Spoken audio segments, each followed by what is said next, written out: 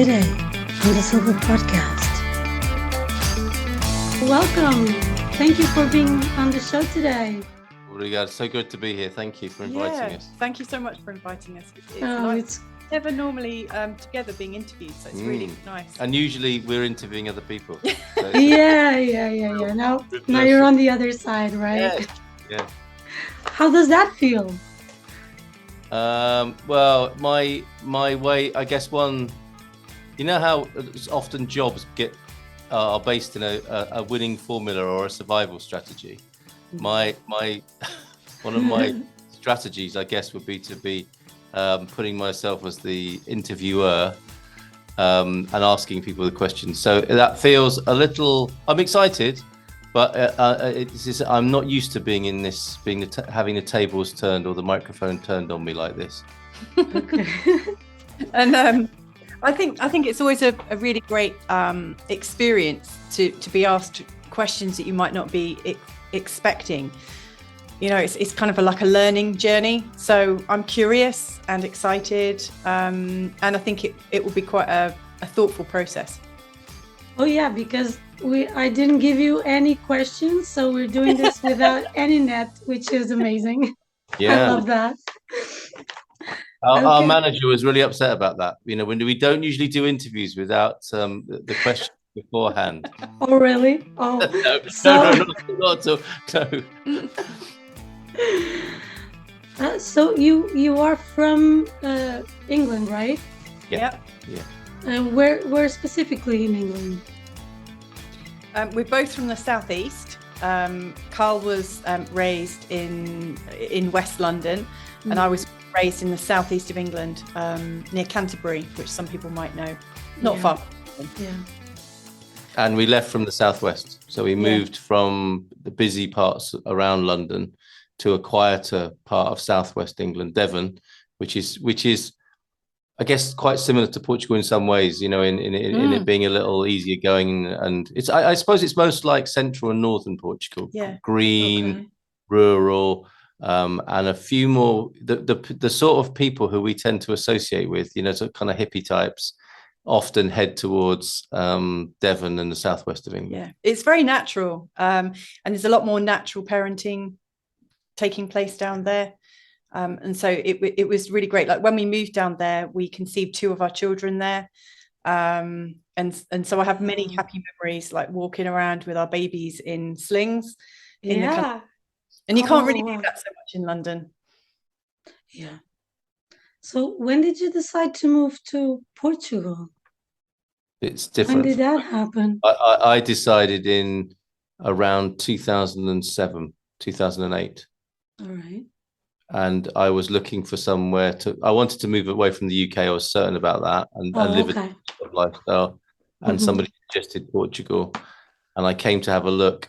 It was going to be, usually for British people, France or Spain are often the places they go to escape UK. And someone said, whilst I was thinking about those 2, they said, you should look at Portugal as well. So I did. And then just first visit, I thought, yeah, okay, great. Portugal it is. And you. And that was before we'd even met. Yeah. I spent quite a bit of time away from England. I lived in France, funnily enough, for 5 years. And I also lived in Indonesia right before I met Carl. Wow. And of course, in Indonesia, there's these beautiful hills, and it's really green and quite wet as well. Even though it's quite hot, it's quite wet. And so when I met Carl and we went to Devon in the southwest of England, it was hills and green and moisture. And so when he said, I want to go to Portugal, I was really curious to see what it'd be like to live there. I really like ruralness. And, you know, when we were driving through central Portugal and seeing, especially around like the Tomar area, seeing all the green hills, it just really reminded me of all these lovely places that I'd lived in. So I was really open to it.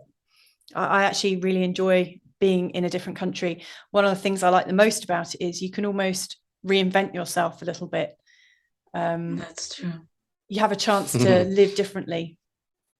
So yeah. And Maria, that is where we thought we might be, in central Portugal.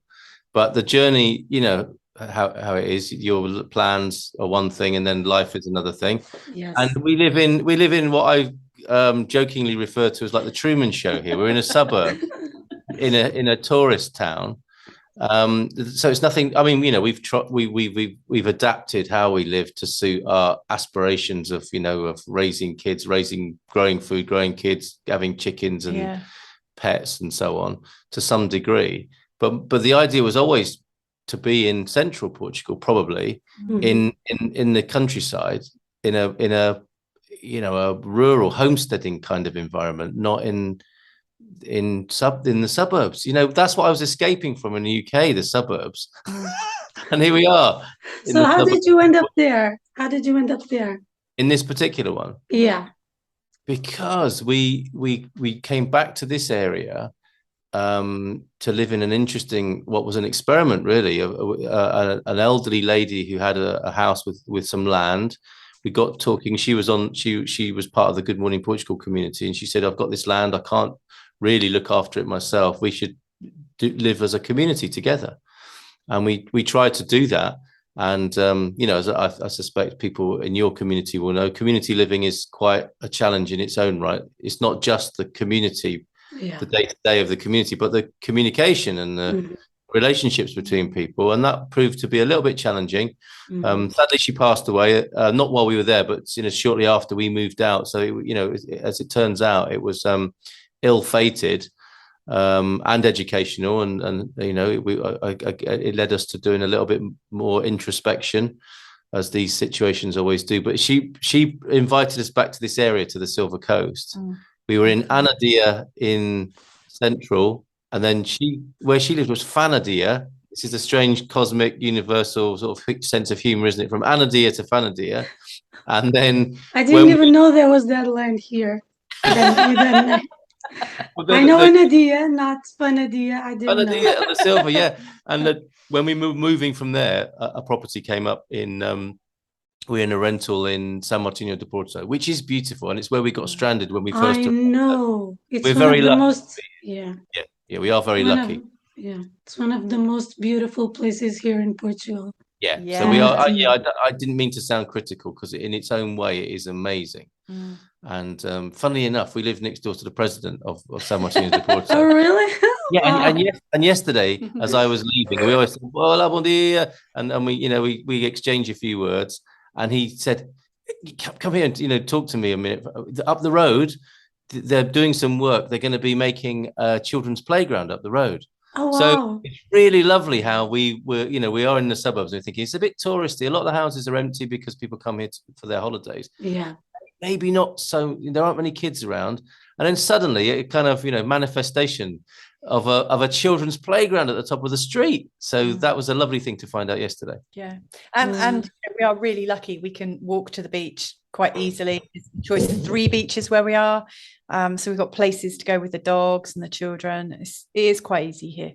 Yeah. We're also in quite a new house, because where we've moved around a lot, and we both work from home, we really need somewhere where we can arrive and put our studio up, where there's good internet connection. And of course, when we've lived in rural locations, it hasn't been so easy. So when this house came up, it was just really easy for us to just say, okay, this is where we need to be right now, because we were working the very next day, weren't we? We were, that's what we do. We arrive and set up camp.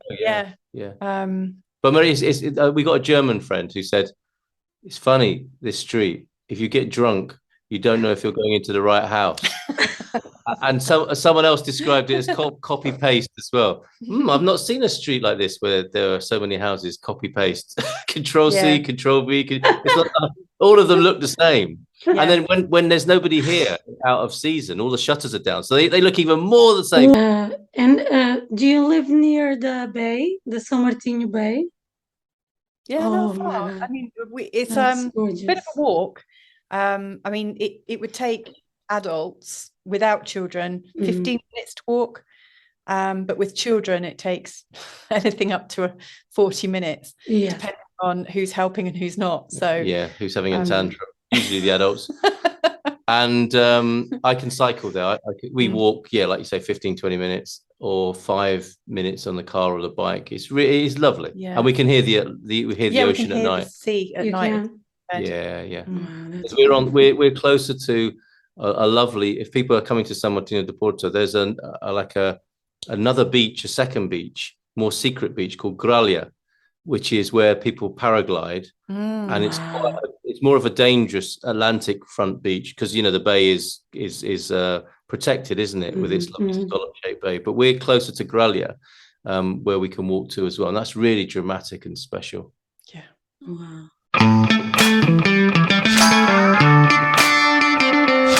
And how do you feel Portugal is treating you?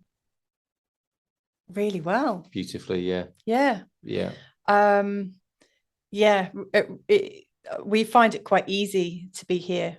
Like obviously we both work from home, so we don't get as much chance to be in the real world. But when we step outside of our home, everywhere we go, people are really polite. I don't think we've really come across any difficult people at all. People are just really lovely. I had a pregnancy here. Our 3-year-old, I gave birth to him 3 years ago, on the outskirts of Tamar. And during that pregnancy, I was amazed and overwhelmed at just how beautiful people are here.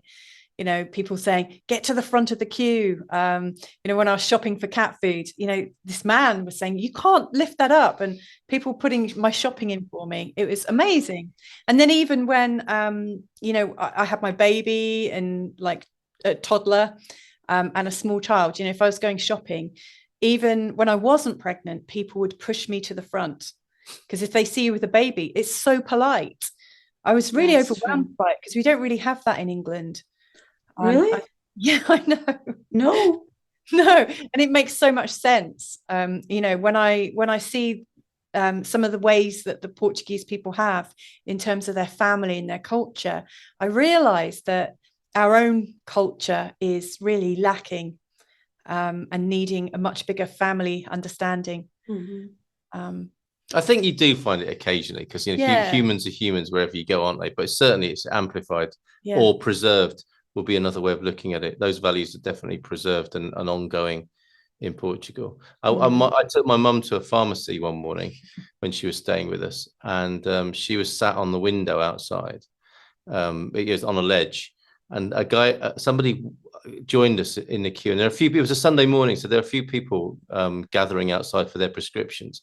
And an older Portuguese gentleman came along, and he went in and he looked like he was going mad at the pharmacist, saying, this woman sitting outside, get her a chair, bring her to the front of the queue. And he made quite a fuss, and the pharmacist says, yeah, sorry, I didn't know. And there was no problem, but she just got ushered through. She's in her 80s, and we didn't really know, we weren't fully able to communicate and know what was going on, but we were taken care of in the way that Louis is suggesting. You get taken care of, and the more help you ask for, I think one of our friends was saying this, is to ask for help, and that is the cue for people. For Portuguese culture, I think, is quite polite and private, and then when you ask for help, the door opens and out comes all of this lovely. And that's a really great balance, I think, is that you go about your business and it's civil and a certain level of operation and working and politeness, but then as soon as anybody needs help, everyone's there, aren't they, fighting each other to help you sometimes. It's great. That's true. Really, really great. And it's a really interesting question. How is Portugal treating us? Because that's on a lot of levels, isn't it? And the reason we came here, or I came here in the first place, because I had an idea of how it would be to be here, and that's absolutely turned out, I take it for granted now that there is that. I don't know, it's hard to describe, but it is what people click with, fall in love with, the Portuguese spirit, the way people are, the way the land is, the country. These are quite nebulous sort of hippie ideas, I suppose, but the vibes, the energy of the place is really, we take that for granted, I think, don't we? That there is a general embrace, abraço de Portugal, for everybody. And I think when you're tuned into that as a foreigner, the immigrants, foreigners, expats love that. I think they do take that for granted because it's the water we're swimming in. And then, of course, there's the other levels, aren't they? We were at our accountants yesterday, looking at how to pay our taxes, which I think even for Portuguese people is quite challenging, right? How the system works. Not really. Can you imagine what it's like for foreign business? I can't even. Do you get these? I get a lot of these. Yeah.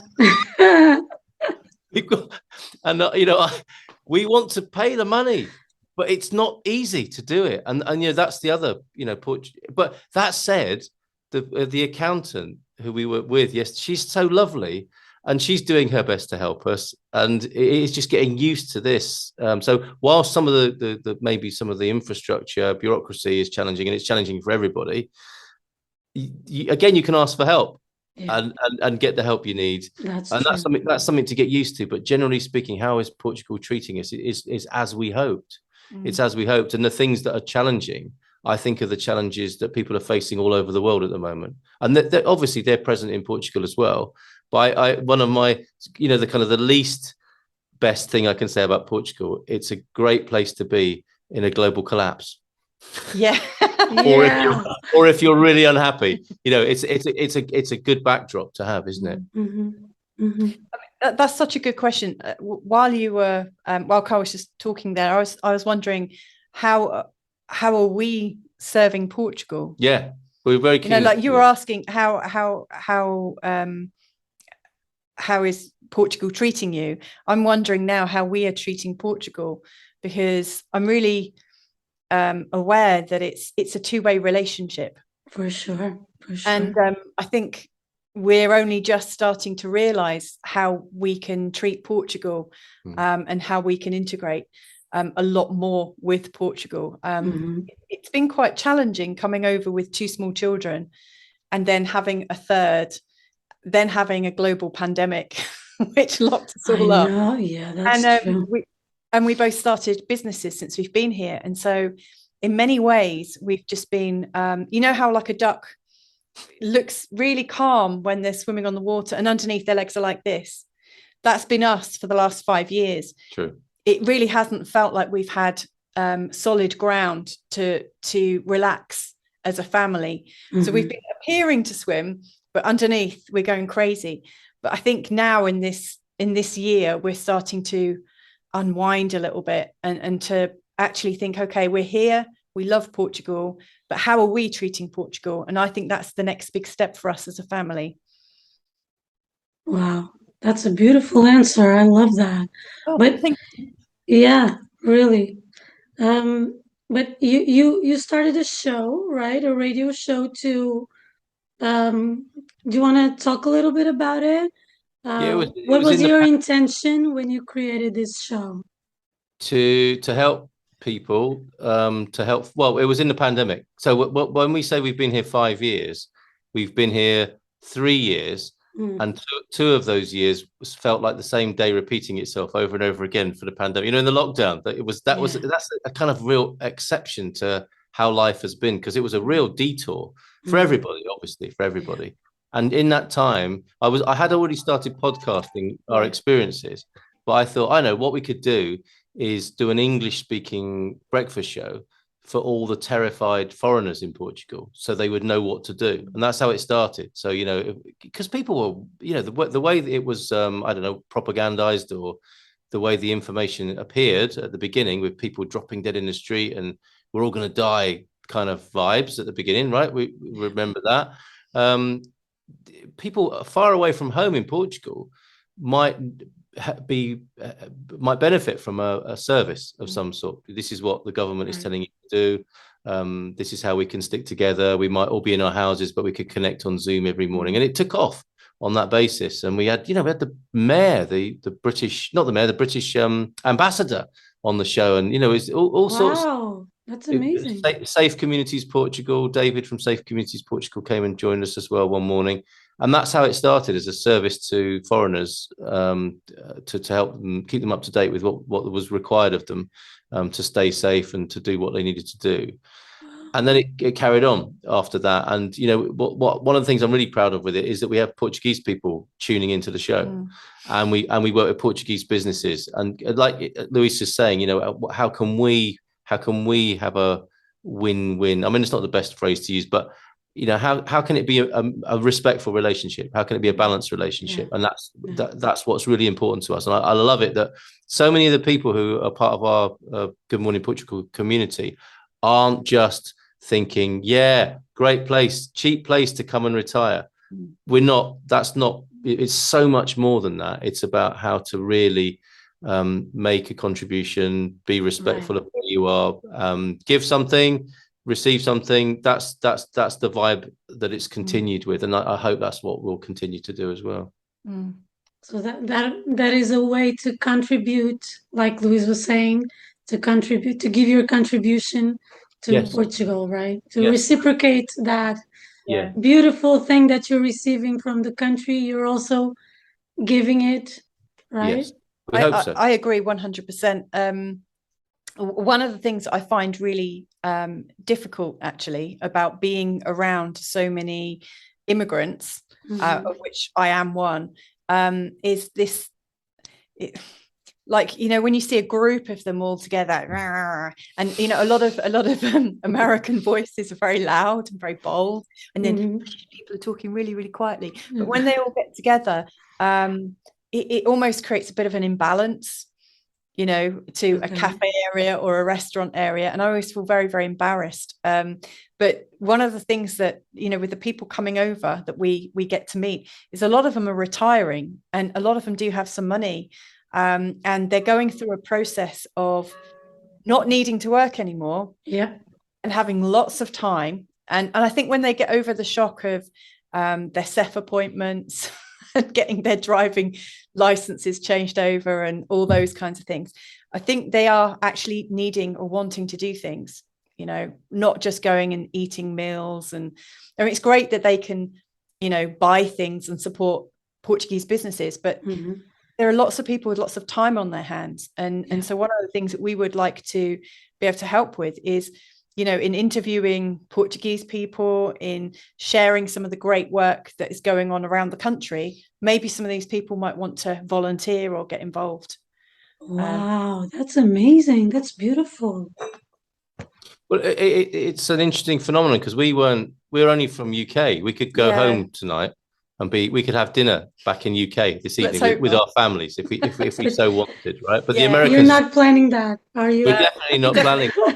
But for the Americans, what I've learned in working with Americans for the last couple of years is it's a big deal. It's huge. It's a much bigger deal, and even some now are returning home because it's been too much of a big deal. And so we're seeing that there's more to it, definitely, than the upside of coming somewhere where they're going to get a better value for money with their pension and live in a beautiful place. Those are things are true. Yeah, they are true. But there's much more to it than there is adjusting to a new life in the country. And you know, we're doing our best to help people with that adjustment, because it's been easy for us. We drove here. Well, you know. Wow, you did? Oh my God. Oh, that's another interview, because I want to know all about it. It was so easy. It was so easy. And then we just got in our camper van and it broke down in so much. That's why we're here. It broke down here, and then the insurance put us up in a hotel. So we were stuck in San Martino de Porto as one of our first experiences of being in Portugal. Oh wow. It's a really lovely story.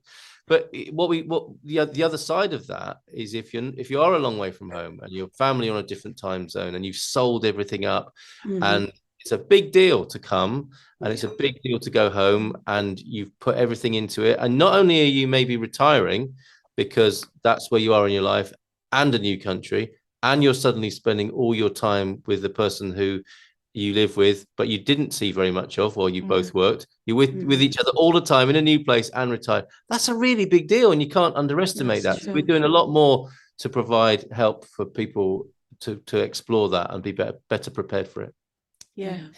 One thing that we're doing at the moment is, like, we're speaking to a lot of people who've migrated over here, but also to any country around the world, and hearing about the psychological stages that they go through. Like, what was it like saying goodbye?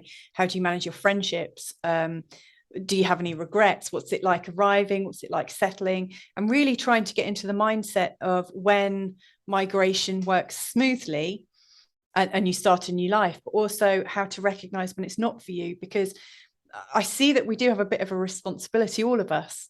It's very easy to sell the benefits of coming here and say, oh, it's a new life, everything's going to be great. But in fact, our lives are all up and down, aren't they? And when you are away from home, those ups and downs are much harder. Amplified. They really are harder. And I don't think people are prepared for that. And so we're trying to put out some honest programming about the reality of it. Yes, there are some really great highs, but there are also some very big lows. And that's not because of being in Portugal, but it's from being away from what you know, being away from your culture. And, you know, I don't think if we didn't do this, I don't think we'd be helping Portugal, because we'd be encouraging lots of people to come over foolishly, you know, without really thinking about whether it's going to suit them or not. So I think suitability is really important. That's true. And what's happened, what's come together for us, we're interested in, you know, what might you call it, human potential, transformation, personal development. Louisa's an astrological coach consultant. Yeah, and that's my real job. I've been, her real job. And on the face of it, while we're providing a service for expats, immigrants, foreigners about Portugal coming here and supporting people when they have moved here, our real love is what goes on for people. Always has been before we came here, and why we saw this as a good backdrop for kids to grow up in, and for humans beings, you know, to develop it and have space to be reflective and transformational. That's all coming together with what we're talking about with our project, because after we call it, you know, the what now moment, you know, after you've had that 11 o'clock pastel de nata and coffee routine established, a few months pass by, don't they? Okay, let's have the prato do dia now, and then a sense of, that was a great meal, but what are we doing with our lives? And this is the what now moment, and that's I think people do need support with that, to talk about it and to see what's possible, and not just from a kind of dark or negative shadow point of view, although that's part of it. But I think people can become massively bored of just achieving that goal of moving away, right, and setting up a working life on the nuts and bolts side of it and the functionality. Once you've got your Maslow's hierarchy of you've got your Wi-Fi at the top and a roof over your head and a full belly, it's like, what's our purpose in life? And we're meeting some fantastic people who are coming from United States, US mainly. That's the bulk of people we meet, but they're incredible individuals, extraordinary people who really should not be retiring in the worst sense of the word. They've got so much to give, and their life isn't over. They've had incredible corporate lives, or they've written books, and they're interested in transformation, and they've got this to give to, they've got this to unfold in themselves, to give to each other, and maybe even to offer as something of a gift and a possibility and an opportunity to the country, you know, their community, the country, the world, is how I see that. And that's why it's great to come and for people to see Portugal as a possibility of resetting themselves and calming down and regulating. And then, you know, another thing we say is after the luggage comes the baggage. So, you know, right. It's all upside, isn't it, when you're coming here? But the things that you might have been escaping from, or the things you've not dealt with in your life because you've been too busy up to that point of retirement, they'll resurface, won't they? And whilst that might be awkward, and often it is, it's also the key to the next stage of wonder and transformation in your life, as it always is at any part of your life, but especially in retirement. True. These elders who are coming here have got so much to give once they deal with that bumpiness. And a lot of them understand all this language and this possibility, and they're all part of our community as well. So we're really excited about that. Yeah, and not just corporate people that Carl mentioned, you know, like we know like really powerful herbalists that are moving over, homeopaths, lots of, you know, really nice natural alternative practitioners are coming over as well. So there's all sorts of skills coming in. I mean, that is what happens, you know, when people move. I mean, Portuguese people move everywhere as well. And so there is this beautiful melting pot all around the world right now where people's skills are moving with them. And they don't, Maria, they don't know why they've come, some of them. Except they use phrases like "we were called." It seemed like a good idea. Wow, yes. These are people responding to some sort of vibrational. Yeah, that's true. Do you see that as well? Yeah, for sure. Yes, and that's what's happening. It would appear that Portugal is a beacon of some sort, sending out this signal to, and then people are like, Must go to Portugal. That's true. Yeah. And then we meet them. We meet them here. I mean, it's quite funny. Before I met Carl, like I said, I was living in Indonesia, in Bali specifically, and I met lots of people who were on the kind of healing circuit or coaching circuit. And it's really funny because since we've moved to Portugal, I've noticed so many of my friends from like 12 years ago are coming over here or spending 6 months here and then 6 months in Costa Rica. There are certain kind of lit areas, areas are lit up like a shining light, like Carl used the word beacon. There are beacon places, and Portugal is one of them. Well, we're almost reaching our time, but I want to keep talking to you. So we need to arrange another interview. And that's mutual as well. Yeah. I mean, we recognize you as an extraordinary person here. Oh, thank you. I don't quite know, obviously you're not a pigeonholable person, but that you talk on a number of levels and reach out with expressions of all kinds of amazing ideas that we'd love to talk more about on Good Morning Portugal as well. Yeah, I'm sure Louisa sure. with her interviews And too. I'm also working on a project to help expats, in particular ones with young children, how to learn more about the cultural celebrations. So I'm looking for some great Portuguese people that I can interview about all the holidays and celebrations and festivities, so that we can I'd like to create some worksheets or almost like some homeschool exercises, to help people learn more about Portuguese. Yeah, about Portuguese culture. Yeah. Thank you. Thank you. Muito obrigado. Have a great day. Semana. Beijinhos, igualmente. Yes. Beijinhos. Tchau.